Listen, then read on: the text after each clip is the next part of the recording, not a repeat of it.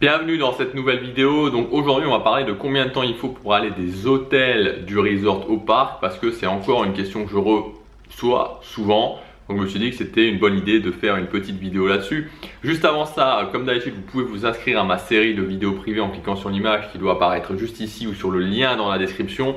Donc c'est une série de vidéos où je vous donne mes meilleures stratégies pour économiser de l'argent sur votre réservation, économiser de l'argent quand vous serez dans le resort et gagner du temps sur les attractions. Donc si vous voulez obtenir ces résultats, inscrivez-vous. Maintenant, si vous n'avez pas besoin de tout ça, ne vous inscrivez pas.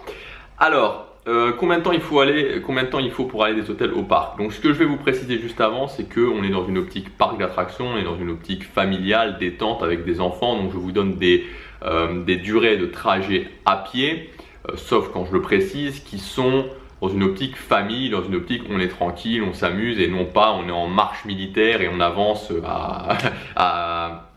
avec un pas rapide vers le parc. C'est tout ce que je voulais vous préciser avant. Premier hôtel du resort, le Davik Rocket Ranch, qui est une particularité puisqu'on ne peut pas y aller à pied, puisqu'il est situé à une sortie d'écart du parc, ou même à deux sorties d'écart. Je sais plus, parce que je suis jamais allé en fait du parc à Disneyland, donc il faut y aller en voiture puisqu'il n'y a pas de navette. Alors voilà, donc ça dépend évidemment, c'est difficile de donner un timing parce qu'il faut prendre sa voiture, aller jusqu'au parking Disneyland, rentrer dans le parking Disneyland, trouver une place. C'est la même chose à la sortie, donc c'est variable. Voilà, variable, ça va dépendre des conditions de circulation, du monde qu'il y a, du temps que vous allez mettre pour rentrer et pour sortir, etc. Maintenant, les autres hôtels, donc le Santa Fe et le Cheyenne qui sont situés l'un en face de l'autre, c'est les hôtels les plus éloignés.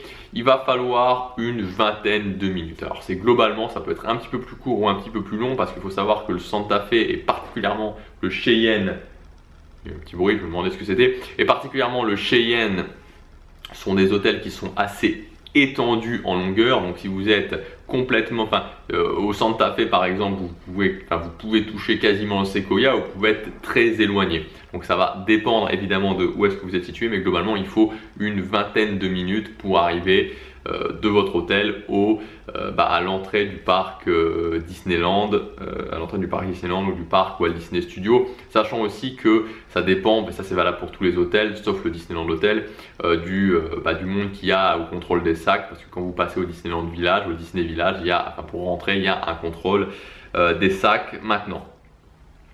Ensuite, concernant le Sequoia et le Newport Bay Club, il faudra compter 15 minutes. Donc pour le Newport Bay Club, n'oubliez pas de passer par la gauche, c'est-à-dire que quand vous sortez, vous avez le lac en face de vous, vous avez l'hôtel New York en face de vous, vous passez donc sur votre gauche. Passez sur votre gauche pour passer dans l'autre sens et non pas faire tout le tour par le Sequoia, le New York, parce que sinon ça va vous prendre 20 minutes. Donc Sequoia, Newport Bay Club, 15 minutes environ.